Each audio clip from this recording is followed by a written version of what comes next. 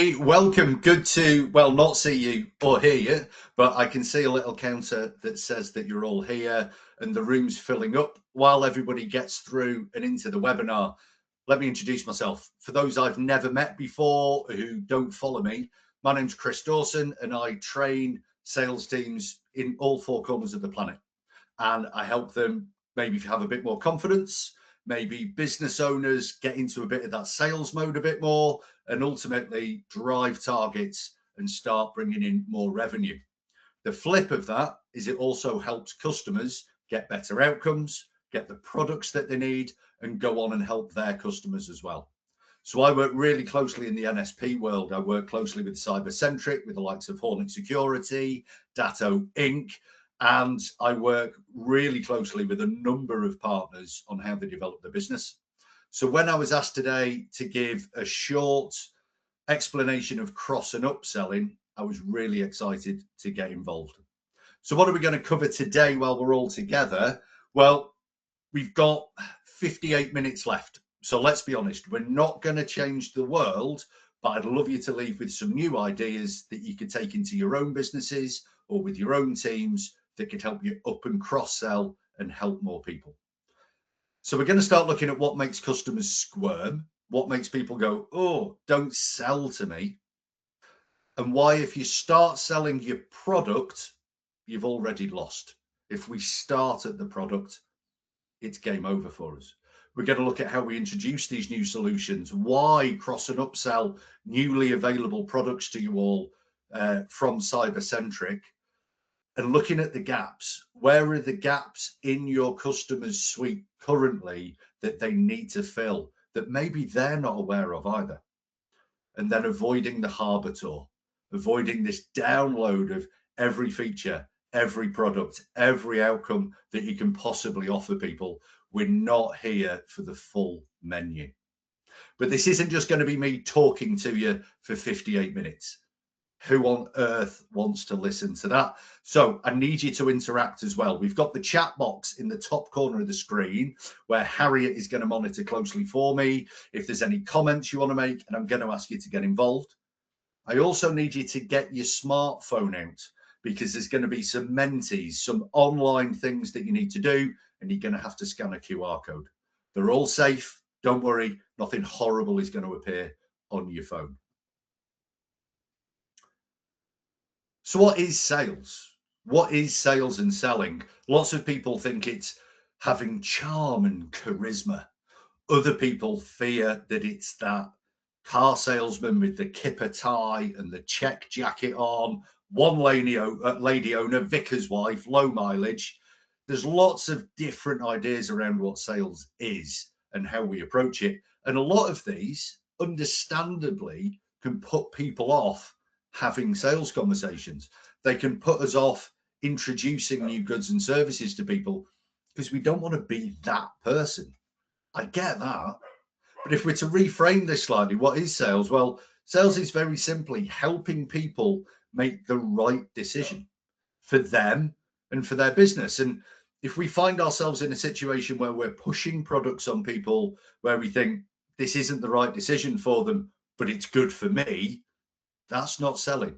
That's coercion. That's what gave sales a bad name. What we want to look at is how do we learn more about our customers? How do we partner with them? How do we get into their world to find the challenges they might not even know they have themselves and offer them the best solution to help them move forward? And if they say no, that's fine as well. So we're not here to be your stereotypical salesperson. So there's lots you can offer now, and you can do everything in one house, under one roof for a customer. Why? Why should a customer not use lots of different vendors for different? Sometimes I go to a butcher's and I go to a baker's and I go to wherever else. Why not just go to Tesco's for everything or Walmart? Why keep everything in one house? Well, that's not for me to tell you. That's for you to tell me. So I'd love you to do, scan the little QR code on the screen with your phone right now, and that's going to allow you to type in an answer and press submit. That's all you have to do. Why use a single vendor? Why use more of your products and services? Why should customers be doing this? See if we can get this to pop up on the screen.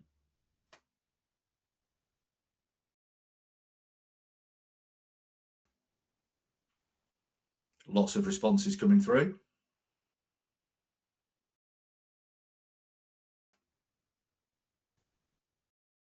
Easier and less costly to deal with a single provider.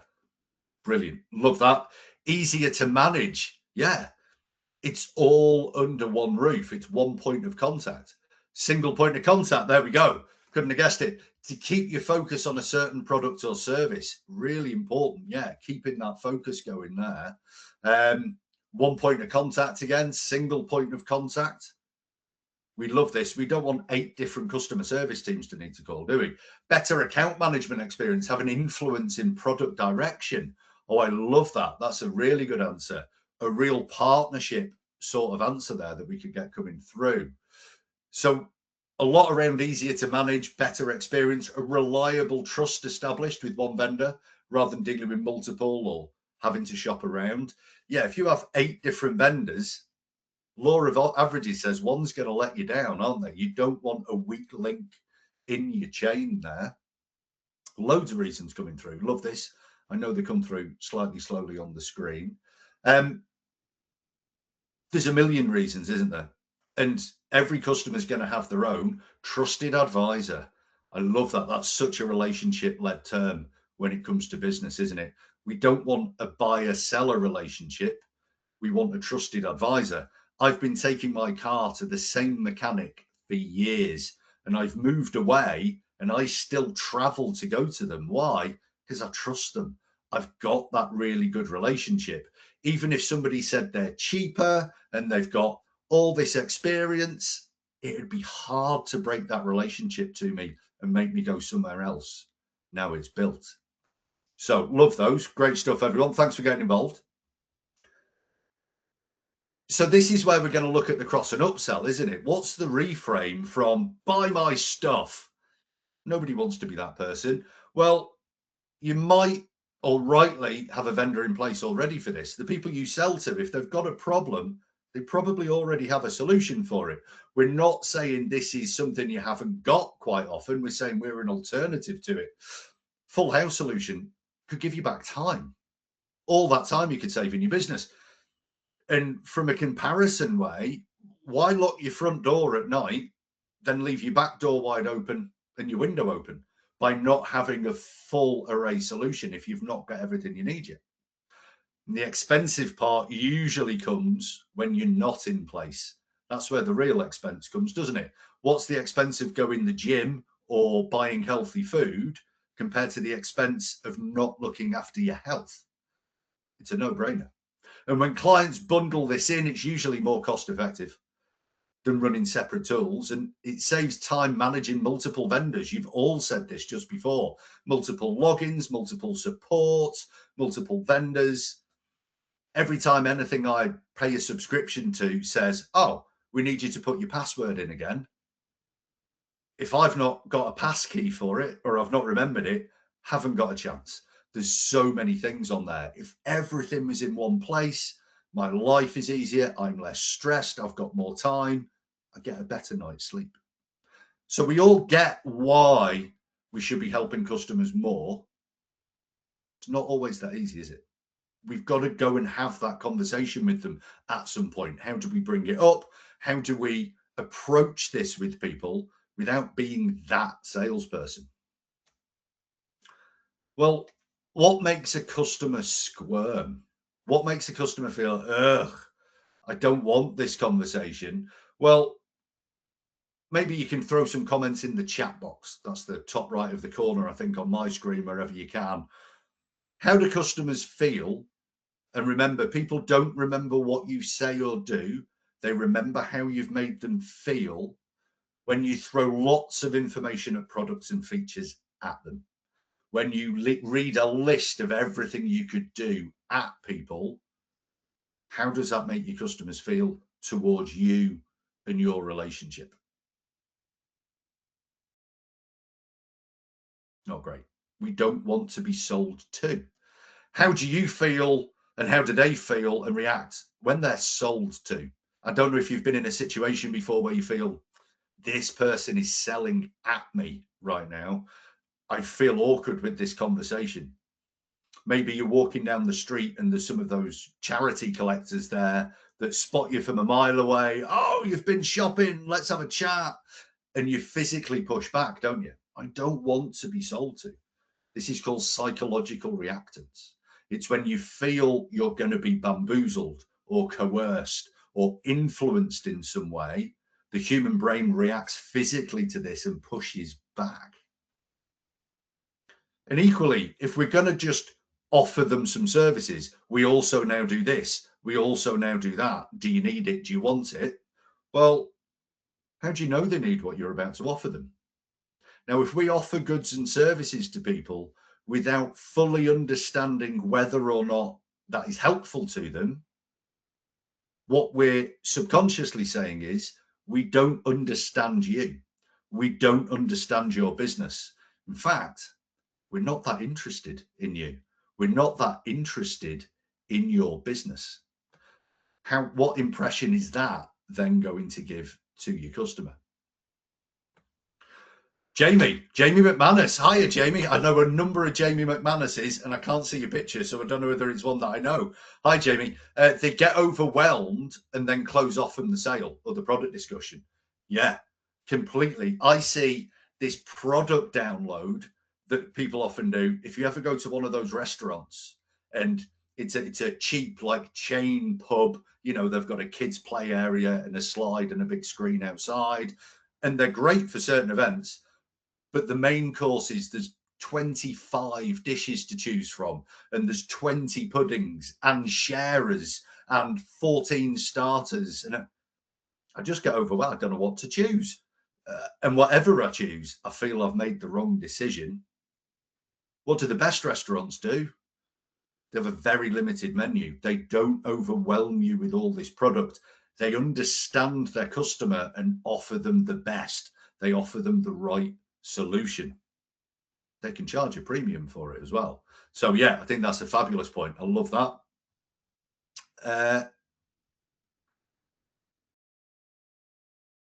So what can we do about this? Well, when we're looking at crossing and upselling, it's not just about understanding first what the customer's challenges are, what their gaps are. It's about helping them understand as well. Maybe they don't know what their weaknesses are, what their potential challenges are moving forward. And if we can help them understand their own situation, we take our relationship to the next level.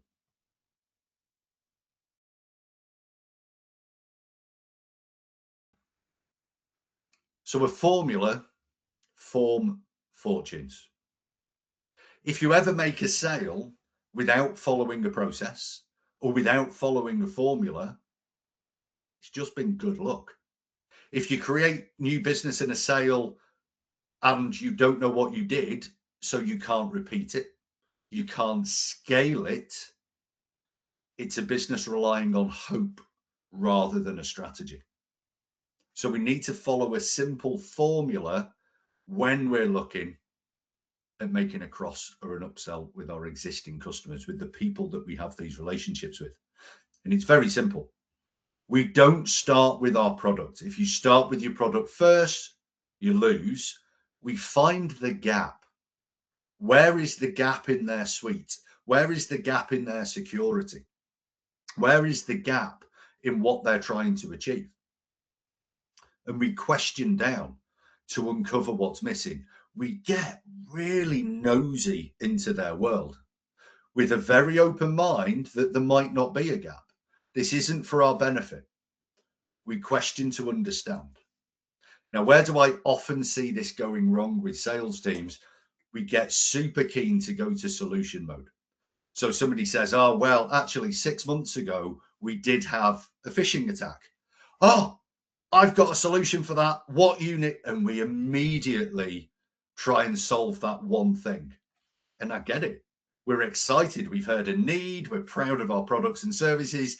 We really want to explain how we're going to help and go for the sale. All this does is skim off the surface because we've not dug enough. We don't know enough yet. If you were to go to the doctor and say, oh, I'm glad I got an appointment, difficult in the UK, glad I got an appointment, doctor, I've been having these terrible headaches. And he went, oh, I've got these pills, they'll get rid of that. Nice one, bye. Hang on a minute, doc. Yeah, are you not going to dig a bit deeper? Which the doctor would. Ooh, how long have you been having those headaches? How severe are they? Where in your head are they? What have they stopped you doing? Do you have a family history of headaches? Have you had them before? What have you done already to try and get rid of your headaches? They dig and dig and dig well before they offered a solution. Why? Because as a doctor, it's imperative they give the right solution and they diagnose the problem fully. We're exactly the same. What in the first instance, if you dig a little bit, might feel like the best solution, you may be wrong. There may be a far bigger problem going on, or they might not see it as a big problem. There may be no motivation to solve that problem. So next step, we've got to confirm that it matters. Once we've uncovered the gap, make sure they've got a reason to act, or the value or the price associated may not seem worth it. Then stage 3, we introduce the relevant solution to them. And so many teams I see start straight at point 3.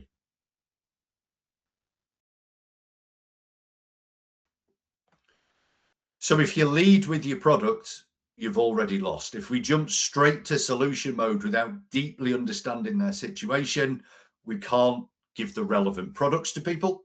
We can't give them the relevant solutions. They don't feel valued. They don't feel listened to. We're just another salesperson. Nobody wants to deal with that. So slightly left field idea here then. I want to know, what conspiracy theory can you name? Have you heard of a conspiracy theory lately and gone, that's pretty wild? Give this QR code a scan. I'm really looking forward to this. I want to hear some crazy conspiracy theories that you've heard. If you believe in them, that is fine as well. Let's keep this tasteful. We don't know who is on here. Okay. Scan that QR code and you can give a long or a short answer. What conspiracy theory can you name? Oh, here we go. Flat Earth. Boom, straight out. Yes. May have seen a spaceship went up the other week. Took some lovely photographs of the Earth from the moon. Yeah. Still a lot of flat earthers out there. Any other conspiracy theories that we've got coming through? Rigged elections. I'm going to be careful where I go with that one. Politics is never a good thing to get into in a webinar. But yes, if you only have to go on to X, don't you, or Facebook or wherever to look at that. We have not been to the moon. It was all filmed in Hollywood, wasn't it? They filmed it in the plains of Vegas all those years ago. They did send a rocket up in the sky, which cost 90% of the budget. The rest of it was faked. Apollo 11 is fake. Yeah, moon landing never happened. There's another lease of life somewhere in the world. I'm going to be honest, I'm not quite sure what that means, which is great because it's a conspiracy theory. Are we meaning that there's another species that we don't know about, or there's aliens here? Is that what we're saying? A lot of people, I think it's Area 51, isn't it? Lots of aliens have been here for decades and they've been learning from us and we've been learning from them. In the UK, I read something the other day about Cliff Richard murdered Jill Dando in the 90s. What? The Illuminati. There's a pact with, 100%. Yeah, a pact with the Illuminati. We've got loads. I know we've got loads of responses coming through. We might not have time to get them all up on the screen, but you don't have to go far to find a good one at the moment, do you? Vaccines as population control. Yeah. Oh, Bill Gates also was going to track you, wasn't he? He was going to inject you so he knows where you are. Yeah, it's called your iPhone. Like, you're already doing it. Don't worry about it, conspiracy theorists. So many we could go to. And thank you for keeping these clean and polite-ish as well. Sorry to move on a slide from this, but there's a point. Why are we talking about conspiracy theories? Well, let's take the moon landing is fake. We never went to the moon. If we went onto X right now and found a conspiracy theorist who was tweeting about this and replied to them with our position, some facts, some evidential facts, or maybe a flat earther, and we said, look, here is a time-stamped photograph of the world and it's round, and here's the mathematics why it's round that was discovered 2,500 years ago. Would that conspiracy theorist go, I feel like a proper idiot? Oh, I've been wrong all along, and change to your position? No, they dig in even further. Well, do your own research. Like you would say that, you sheeple. Stop following fake news. We dig into our own position. So when we approach a customer for an upsell and we start with the product, you need this new thing. It's amazing. It's shiny. And this is what it'll do for you. Well, people already have a position on this, don't they? They've got a vendor for it. They're happy with the current solution. They don't feel they need it for their own reasons. People only believe their own position. They only believe their own data. And if we start with our data, our product, they actually dig in to where they are. If you challenge their current position, they push back. Yeah, no, we're fine as we are, thanks. And we know about that. We don't need it. Any of this sound familiar? Here's the thing. We can't pitch. If we pitch, we're arguing with a conspiracy theorist. We need to question down and find the gaps first. So shortly, I'm going to present you all a scenario, a written scenario of a made up customer of yours. If this happens to look like somebody or sound like somebody you know, it is just coincidence. This is all made up. And what I'd like you to do is read that scenario and work out what do you know about the situation that highlights where consolidating to one platform or adding extra services would help. What does it show you that, oh, they should buy this? Equally, what do you not yet know? Where should you dig down before you jump to solution mode? Oh, we can help with that. I've got a shiny thing. And we make them push back. Where do we need to dig into their situation further? And lastly, then, what could you ask? What questions could you ask to dig and understand their situation at a deeper level before you get all giddy and start offering them solutions? So I'm going to ask you to do in a second when I put the profile on the screen. Take some time to read this. That means there's going to be an awkward silence from me. I'm going to stare at the ceiling or something for a minute. And then in the chat box or the question box, as you can see in the corner, I know, Jamie, that's where you dropped your comment before. If possible, just drop what questions would you ask? What would you like to find out more about this scenario before you put together some solutions for them? So we're looking for some really good questions where you can be dead nosy and go, what do they mean by that? Could you tell me more about that bit? How is that affecting you? Because we want to make sure we're that doctor that's going to give the right diagnosis. So here's your situation. Have a read, have a digest of it, have a think what you'd like to know more of, and drop that in the question box or the chat box. Here you go. So this is Harper and Cole LLP. They're a law practice. I'm not going to sit and read a slide to you. I don't want to patronize you. So I'm going to give you a few minutes just to digest that and have a think about what you'd like to find out further.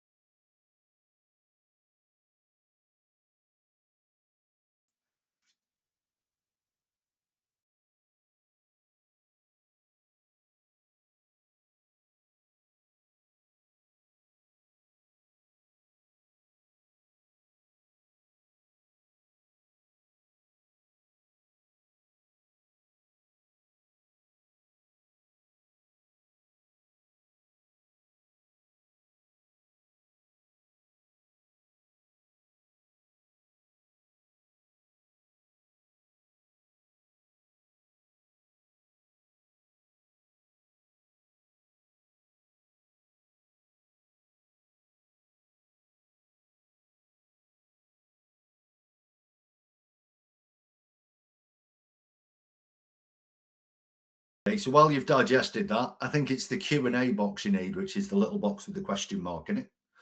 What would you like to dig into there? What would you like to uncover more before you felt confident to offer a solution, a one vendor solution, an upsell, a cross sell, a new product, a new service?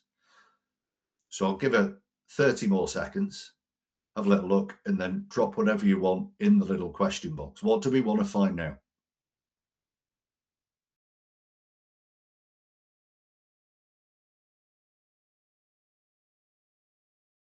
There's no wrong answers to this. You can drop whatever you want in.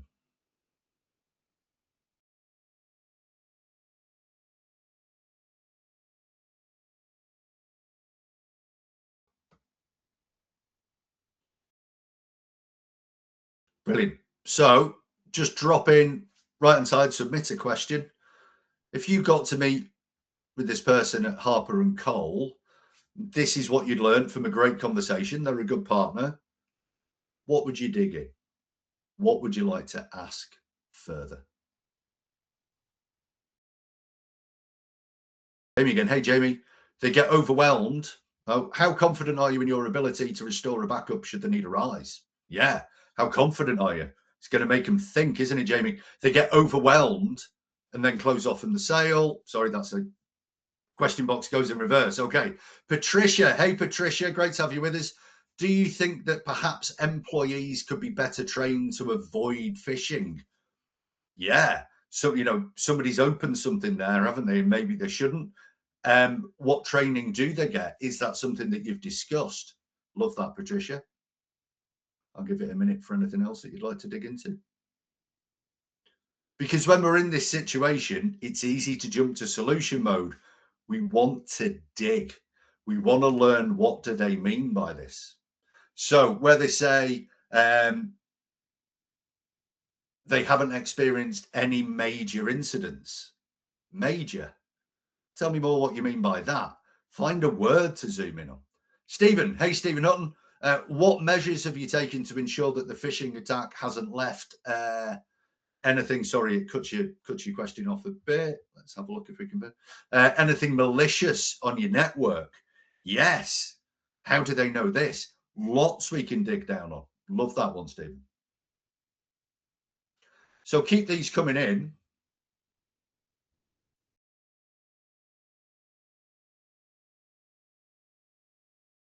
Patricia, again, how easy is it for you to back up your data recently? Tell us how you do that. How easy? What challenges do you have with it? Do you rely on Microsoft's native retention policies, or do you use third-party solutions? So there's so much we can dig in. Daniel, hey Daniel, have you ever considered cyber essentials? Here we go. So here's how I look at these situations. Imagine if you had a CRM with that written in it. Gold, isn't it? Yeah. I don't want to know any more yet. I don't want to move this conversation forward. I want to move it down. I want to understand more about what's on the screen and what they really mean. So during a recent check-in, they mentioned that backups are in place, although they've never had to rely on them in a real situation. No further detail was shared. Hey, listen, you recently told me that they're in place, but you've not had to rely on them. What's in place exactly? What made you put that in place? When you say you've not had to rely on them, are you saying that they've not been needed yet? How confident are you that that's the right thing? We can dig and dig and dig just on what's on the screen already. Brilliant. Love everything that's come through there. Thanks, everyone. So we don't want to upsell to a steak until you know they're not a vegetarian. So what do we know? What should we dig deeper into, and what questions should we ask? Well, at the end of today's webinar, there's a free download. You just got to scan the screen, you keep, and it's a bit of a questions catalogue for this situation to get you thinking with some quality questions to do discovery, to do qualification into this situation. And this is where we want to be looking, isn't it? Some great responses have come through. If you had to recover something critical tomorrow, how long would that realistically take? We're looking for the gap. Where do things still feel a bit manual or reliant on people rather than process? You mentioned the team's stretched. Well, that could mean different things to everybody, couldn't it? What's typically taking up most of your team's time? We're digging to find where the gaps are, where the problems are. How often are things like that happening, even at a low level? Where do you still feel slightly exposed, if anywhere? What does strong position mean to you in practice? So we're checking the meaning of their words. And when you say things are stable, what does that actually look like to you day to day? So we're not jumping to solution mode, which would be super easy. We're chunking, we're digging in. So we're going to find the gap. Where's the gap in their solutions right now? And really get nosy about that. And it'd be tempting to pitch then, wouldn't it? But it's still too early. We've got to dig deeper. So I came home a few years back. It was Christmas time. I remember because it was dark and it was raining. And I went to get some stuff out the garage, probably a box of decorations. I can't remember what it was. And I noticed my garage roof was leaking. There was water coming in through some slip bits of the roof and it was going onto the concrete floor of the garage, dripping in. And I put a bit of a plastic hippo bag underneath it to capture the water. Went in the house and thought, oh, the roof's leaking. That's a problem. It's a leaking roof. I didn't do anything about it. 2 years later, I came home. It wasn't Christmas time, but it was the winter. I went upstairs after work, took my coat off, threw it on the bed, realized the bed was all wet. And I looked up and my bedroom ceiling was leaking and water was coming through the flat roof on our extension outside and pouring onto our bed. So I have two problems there that are identical. They're both a leaking roof. When the bedroom roof leaked, within 24 hours, I had a roofer out. I spent a lot of money. They had to take the whole flat roof off, replace it with this new microfiber stuff. And we're talking thousands of pounds. Dropped it like that. Why did I do that but not fix the garage roof? Well, both were the same problem, a leaky roof. One had a motivation attached to it. One had a compelling reason to get it fixed. So we may find a gap, but we now need to find the compelling reason to fix that gap. Or when we pitch, they go, well, it's great. We'll have a think about it. It's not really on our radar right now. I don't think we'll get that past the CFO. We'll bear it in mind because we've not discovered the motivation yet. So we've got to confirm that it matters. It's quite easy to uncover a gap. You've spotted loads there, but a problem without a motivation to find a solution, it's not a reason to spend money. It's not a reason to invest. £100 jar of toothpaste that does miracles for your teeth seems really expensive until it's 3 a.m. and you've got killer toothache. How much would you spend on the cure right then? Because the motivation's stronger. So when you look at the gaps we've discussed, which concern you most, Mrs. Customer? Why is that? What would have to happen for fixing this to become a must do rather than a nice to have? Oh, well, another big phishing attack. Oh, what impact would that have? What's the knock-on effect when these issues show up? How would you measure whether solving this had been worth it? Maybe it's not. What would better need to look like for you to invest in changing anything? How much of a priority is tightening this up for you right now? Is it a nice to have? Is it an essential? Where on your list of priorities is it? What worries you most about relying on the current approach? Maybe they've not considered these things, and a great question is going to make them think. So we're uncovering the gap. Then we've got to uncover, does that gap matter to them? Is there a motivation attached to that gap to make them be bothered about doing anything about it?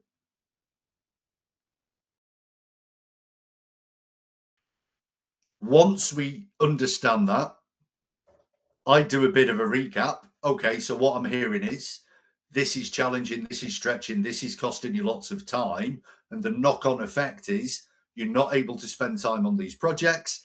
You're constantly worried about this could happen again. And you're worried that next time it could have a much bigger impact. Okay, well, makes sense. Most businesses we work with say the same, especially around email and users. What we found useful is tightening up the front ends so fewer things actually get through in the first place. Listen, would it make sense to look at what options others are using for this situation you've said you're in? So we're now going to bring in only the relevant solutions for them. Now we've got them to agree, yes, there's a gap. Yes, there's a motivation to solve that gap. Now let's not look at what we can do. Would you like to see what other people in a similar situation are doing? So it's not you pitching them, it's you telling stories about people like them. Who's the most powerful influence on all of us? Well, it's large groups of people or people very similar to us. We follow our peers. So we're going to introduce how other people in a similar situation to them have started with a solution. But this is where we've got to be careful.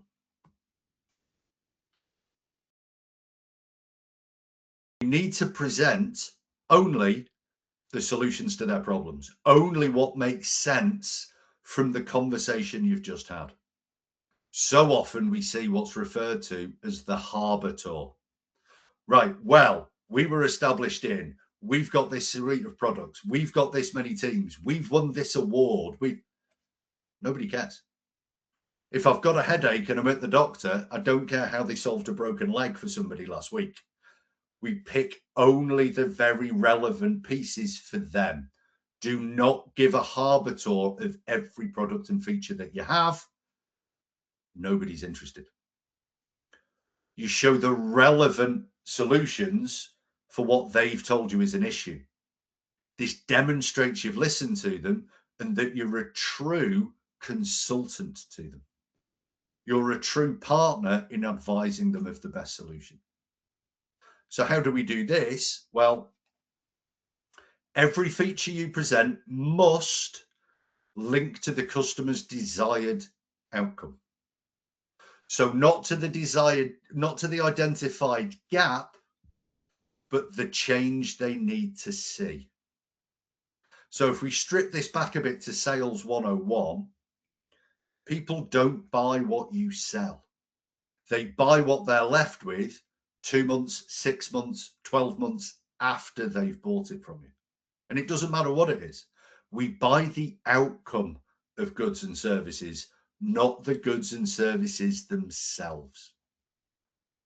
The sad fact is, everything you sell, if it could be replaced with a pill, your customers would just buy the pill. If I approached organizations who said, you know, we love our sales team, but we're 20% off where we need to be, and we need to break into a new market. And I said, okay, well, we could run a 6-month intense training program with coaching. Your team's going to have to work really hard to change their approach and their sales behaviors to drive this result that you want. Or for the same price, just take this pill and you'll get that 20% uplift that you need. Which would they choose? 6 months hard work with the team or a pill? They take the pill. Now, I can't take that personally. I'd do the same because they don't want the training, they want the outcome. If they could be completely protected from phishing attacks, if they could have complete security, complete stressless days about their emails, about their entire 365 suite by dealing with you and doing all the complexities that it takes, or by just swallowing a pill, they take the pill. So our products are irrelevant. It's what happens after the product that is needed. And that's where we need to get them excited. So, Mr. Customer, you mentioned this was important to you. Let me show you exactly how we could solve that for you with this part of our suite. And this is the part where most people stop. Here you go. This is how we'd solve it. And we leave the customer to fill in that last gap, and they don't. We've got to do the full 360. Mr. Customer, you mentioned that this was important to you. It was causing you stress and you were getting really frustrated with how manual it was and the time it was taking up. Well, let me show you exactly how we could solve that for you and how this has worked for a lot of customers very similar to yourself, which means that stress would disappear. It would save you all that time in the month, and the whole manual process is automated, so you and your team can get on with more important tasks. That's why they're buying it. They're buying it because of that end result. So any cross-sell and upsell is not about the product. It's about the after effect of that product. And when we present these, we've got to make sure we link everything back to what we've discovered in our earlier conversation when we've dug into the situation that they're in. You mentioned this was of concern to you. Let me show how we solve that concern, which means this will happen, this will change, you'll have this outcome. Because nobody wants what you sell, they want what they're left with after they've bought it from you.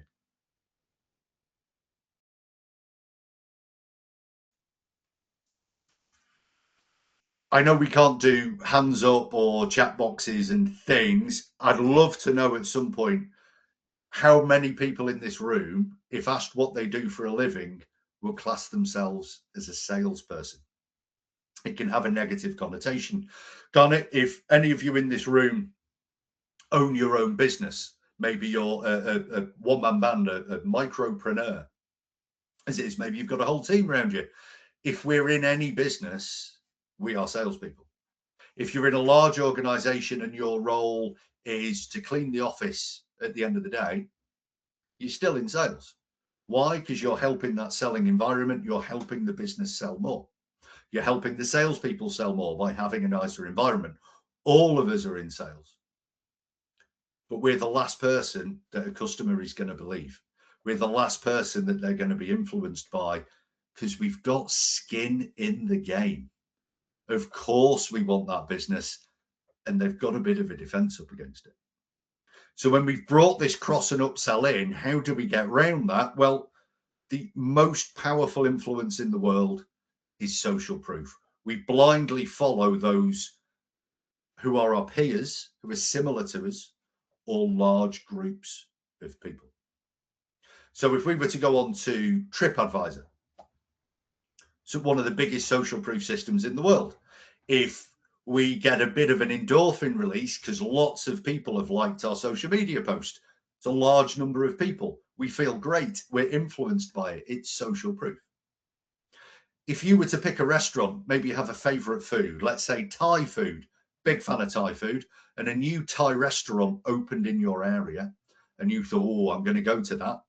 And you read all the online reviews, and every one of them said, overpriced, food was cold, staff were rude, avoid, dreadful. You wouldn't go. You'd go, oh, I'm not going there. So instead, you go out for a drink with your best friends, a couple, and you're having a drink that night, and they say, oh, we went to that new Thai restaurant in town last night. We mentioned you when we were there. You would love it. It's amazing. Oh, some of the best green curry we've ever had. The staff were so friendly, really reasonably priced. We were there for nearly 3 hours. You've got to go. Now you'd go. That peer feedback would override the large number of people feedback.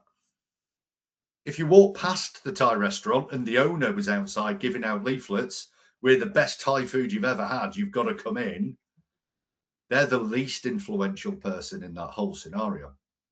So when you are sure you've deeply understood the gap in their services, the gap in their 365, and you've dug down to find out the motivation to solve that gap, now present your solutions through the voice of either large amounts of people or people very similar to them. Listen, most people in your situation tend to look at, now you can bring in your product. And social proof is as subtle as that. XYZ, maybe a certain sector that you deal with or a certain role within that company. Well, they've been telling us that this has helped them do X, Y, and Z. So you can explain the benefits of this product now, but it's through the voice of somebody similar to them. The influence goes through the roof. We've noticed a trend in this, this, and this. Have you noticed the same? Well, a trend is a large amount of people. We've noticed a trend in people really keen to get everything all under one roof to make sure they've locked the back door as well as the front door. I'm guessing you've been having similar conversations. Large numbers of people have been doing it. They're going to be influenced by that. Well, most people I speak with, they found that option 3 makes the most sense in the long run because of X, Y, and Z. Remember, wherever you can, don't present your up or cross sell as you, present it as somebody in their industry or a large number of people. So what have we covered? Well, we've got our formula.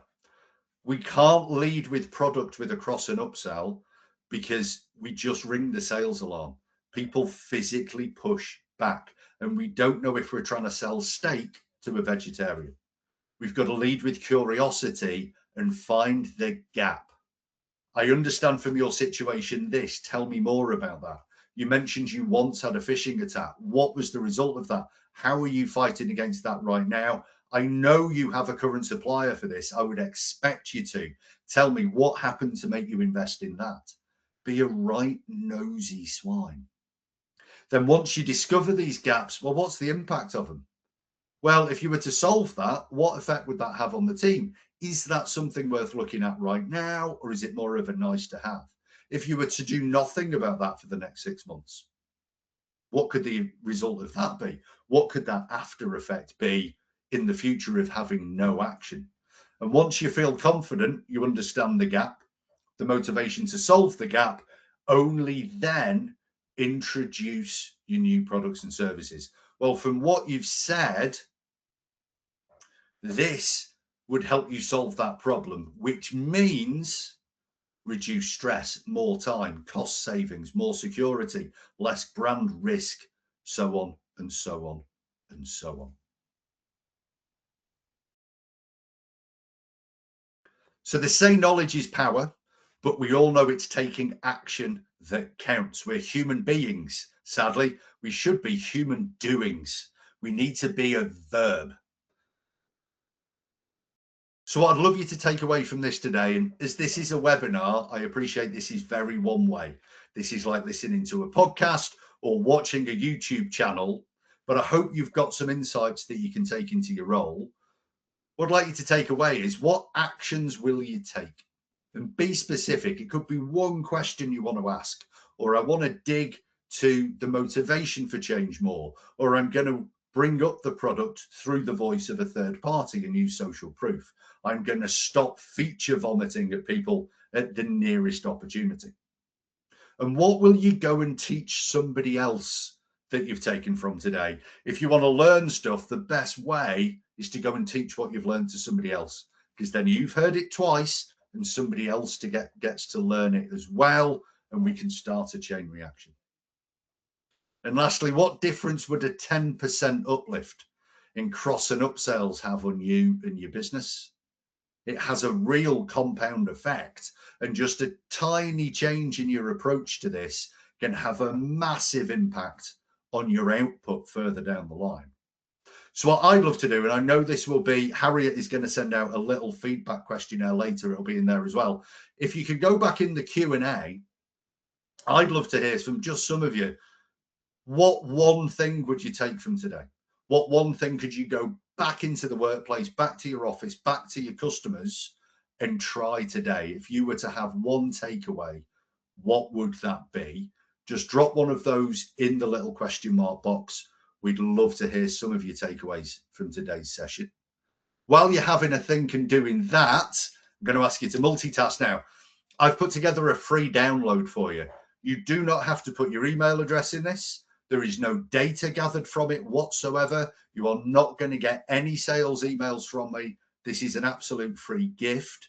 If you scan that QR code, there is a free download with example questions to uncover the gaps better, example questions to dig deeper into the motivation to fill that gap, along with a recommended reading list, some books on this subject that we'd recommend, and a list of podcasts that you could listen to as well.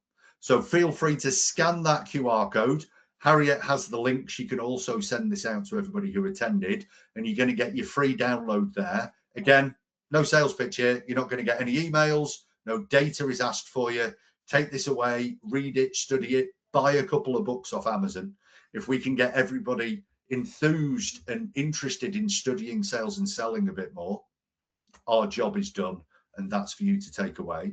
And don't forget, right now, drop one action, one takeaway from today into the question box so we can see what everybody might go and work on in their roles moving forward. I'll give you a minute to either type in the question box or scan your QR code and take your free download. Equally, in the question box, if there's anything you'd like to ask further, any clarifying questions about cross-sells and upsells, I'm happy to take your questions as well. We've got 5 minutes to go, so happy to have a little chat with you all through the Q&A box as well. If you need to jump off early, that's fine. I know we're all busy people. My name's Chris Dawson. I'm from Six Door Training. I'm also from the Sales Dojo podcast. Maybe you like to listen to podcasts. If so, you can go to Alexa and shout, hey, play the Sales Dojo podcast. There's over 440 episodes on there with great sales minds from all over the world. You can get that on Apple, Spotify, Amazon, wherever you listen to your podcasts. We're not on the BBC Sounds yet. We're not allowed on there. It is R-rated.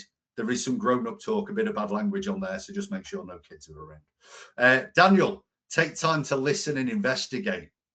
Our work here is done, Daniel. I love that. Don't rush into solution mode. When you're calm, you're capable, dig.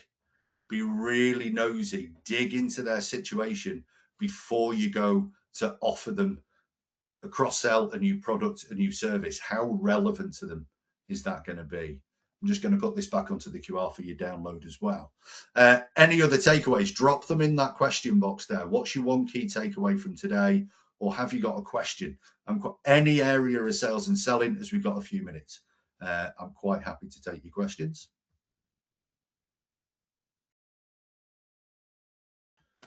Daniel, absolute pleasure. Thank you very much, my man. If you want to get together on LinkedIn as well, you can find me on there, Chris Dawson, Sales Dojo, Sixth Door. You can't miss me. I'm all over LinkedIn. Come and give me a connection request. Happy to take a DM and have a little chat on there as well. So we'll give you a minute to drop any questions or comments you've got in the chat box, in the question box, sorry. Feel free to take your download. If you need to get off, that's fine. Otherwise, thank you very much, everybody, for tuning in. Thanks for getting involved with the mentee, and I really wish you the best of luck. You've got an amazing opportunity now with all your customers to make sure they've not left the back door unlocked, they've not left the window open. We've got everything covered for them with this partnership now that you're CyberSentriq. So we expect some amazing things from you. We know it's going to help. Please come and connect with me, and I'll speak to you soon.